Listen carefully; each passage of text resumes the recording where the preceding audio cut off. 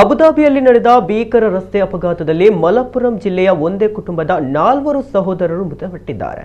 ಅಪಘಾತದಲ್ಲಿ ಮನೆ ಕೆಲಸದ ಮಹಿಳೆಯು ಸಾವನ್ನಪ್ಪಿದ್ದು, ಮಕ್ಕಳ ಪೋಷಕರು ಗಂಭೀರ ಗಾಯಗಳೊಂದಿಗೆ ಆಸ್ಪತ್ರೆಗೆ ದಾಖಲಾಗಿದ್ದಾರೆ. ಮಲಪ್ಪುರಂ ಜಿಲ್ಲೆಯ ಕಿಜೆಸೇರಿ ಪುಲಿಯಕೋಡ್ ನಿವಾಸಿಗಳಾದ ಮಲಯನ್ ಅಬ್ದುಲ್ ಲತೀಫ್ ಮತ್ತು ರುಕ್ಸಾನ ದಂಪತಿಯ ಮಕ್ಕಳಾದ ಆಶಸ್, ಅಮ್ಮರ್, ಅಜಮ್ ಮತ್ತು ಆಯಾಶ್ ಅವರು ಅಪಘಾತದಲ್ಲಿ ಮೃತಪಟ್ಟವರು ಎಂದು ಗುರುತಿಸಲಾಗಿದೆ. ಅವರೊಂದಿಗೆ ಕಾರಿನಲ್ಲಿ ಪ್ರಯಾಣಿಸುತ್ತಿದ್ದ ಚಾಮ್ರವಟ್ಟಂ ಮೂಲದ ಬುಷ್ರಾ ಕೂಡ ಮೃತಪಟ್ಟಿದ್ದಾರೆ.